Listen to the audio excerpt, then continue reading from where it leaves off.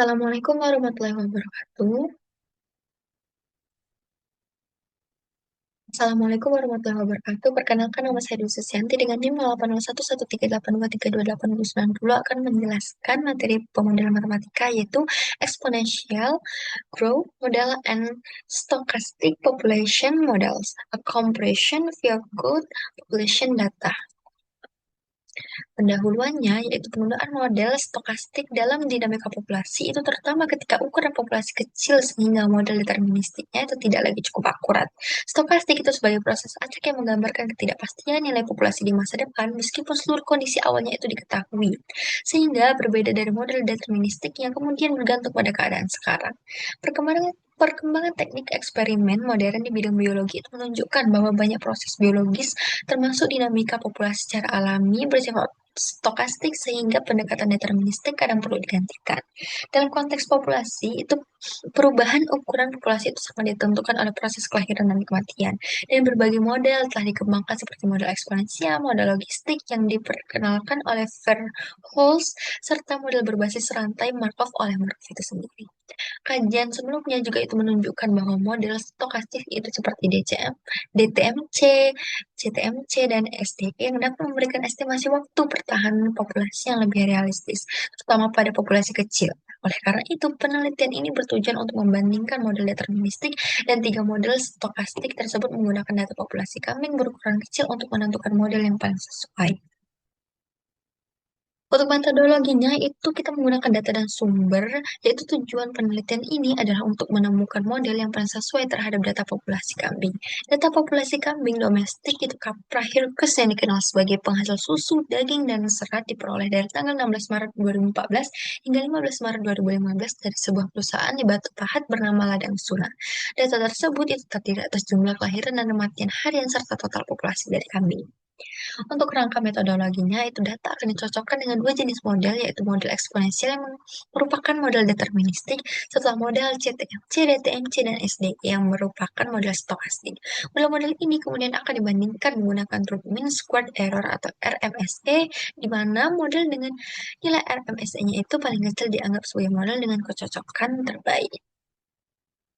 Nah, untuk proses stokastiknya itu suatu proses stokastik di mana XT-nya itu T anggota dari TC, lalu XT-nya itu anggota dari S. Adalah kumpulan variabel acak yang diindeks oleh himpunan T dan mengambil nilai pada himpunan S. Jadi variabel T itu biasanya melambangkan waktu. Untuk discrete waktu, T-nya itu sama dengan 0, 1, 2, 3, sampai seterusnya. Untuk continue waktunya itu T sama dengan himpunan tutup terbuka 0, hingga. Penelitian ini itu fokus pada proses stokastik yang memenuhi sifat Markov, yang menyatakan bahwa masa depan itu hanya bergantung pada keadaan saat ini, bukan pada masa lalu.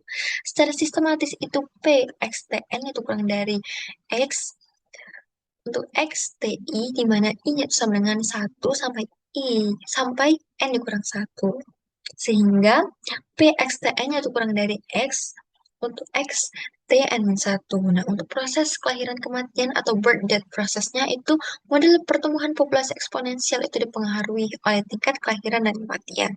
Dua parameter ini itu bersifat per kapita dan tidak bergantung pada ukuran populasi. Sehingga asumsi dasar berdasarkan Renshaw-nya ini itu probabilitas individu untuk lahir atau mati itu tetap konstan.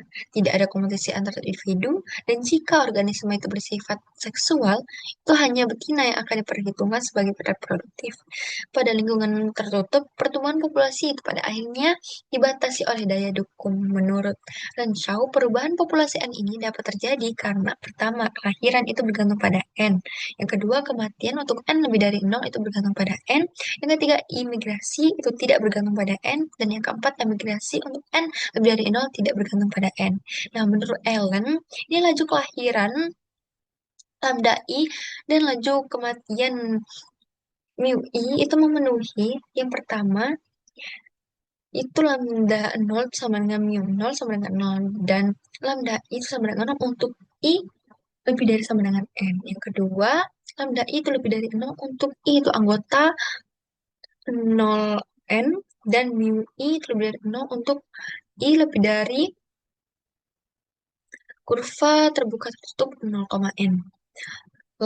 Dan yang ketiga, lambda I itu lebih dari mu I untuk I anggota O, 0, K.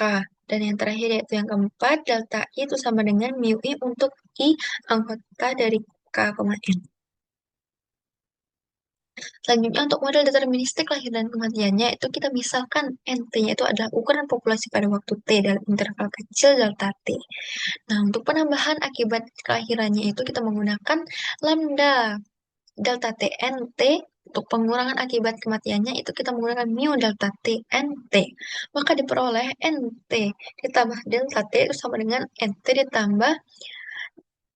ditambah lambda dikurang mu delta T NT. Dengan mengambil limit delta T itu menuju 0 diperoleh persamaan diferensialnya itu dNT per dt sama dengan lambda dikurang mu NT, sehingga solusinya itu NT sama dengan N0 E pangkat lambda dikurang mu T.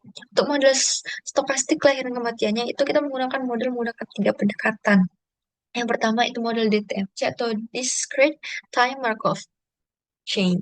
Kita misalkan NT-nya itu variabel acak diskrit jumlah individu dan PIT-nya itu sama dengan PNT itu sama dengan I. Dalam interval delta T itu probabilitas kelahirannya yaitu lambda I delta T, untuk probabilitas kematiannya itu mu I delta T. Matriks transisi P delta T itu digunakan untuk menghitung distribusi probabilitas PT ditambah delta T sama dengan P delta T PT. Kedua, yaitu ada model CTMC atau Continuous Time Markov Chain. Untuk CTMC-nya itu probabilitas transisi infinitesimalnya yaitu PIC delta T itu sama dengan lambda I delta T ditambah 0 delta T di mana J sama dengan I ditambah 1 E I anggota 1 sampai ke N. Untuk mu I delta T ditambah 0 delta T itu di mana J sama dengan I dikurang 1 untuk I anggota 0 sampai N-1. Lalu I dikurang delta I ditambah mu I delta T ditambah 0 delta T di mana J sama dengan I anggota 1 sampai ke N. Untuk 0 delta T yaitu yang lainnya. Selain itu, CTMC itu memiliki waktu antar kejadian yang mengikuti distribusi eksponensial, yaitu T sama dengan min ln U per lambda N ditambah mu N. Nah, untuk yang ketiga yaitu model SDE atau Stochastic Different Equation. Misalkan NT kontinu dengan densitas PXT, itu distribusinya memenuhi 2XT per dot T itu sama dengan negatif do lambda X dikurang mu X P X, T per do X ditambah setengah kali do kuadrat lambda X dikurang mu X P X T per do X kuadrat. Dari sini diperoleh persamaan diferensial stokastiknya itu dNT per dt sama dengan lambda nt dikurang mu nt itu ditambah akar lambda nt ditambah mu nt itu dbt per dt untuk n0 sama dengan n0 lebih dari 0. Atau ditulis sebagai SDE dNT sama dengan lambda nt dikurang mu n t dt ditambah akar lambda nt ditambah mu nt dbt, di mana bt-nya itu gerak Brown standarnya. Lalu suku keduanya adalah komponen stokastik.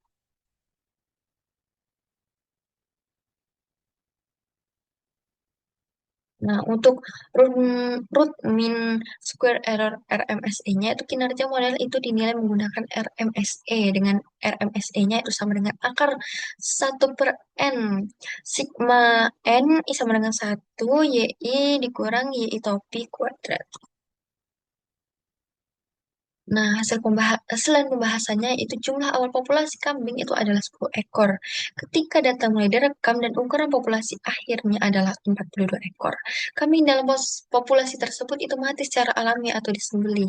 Nah, gambar satu ini menunjukkan populasi kambing dari hari pertama hingga 365 hari berikutnya.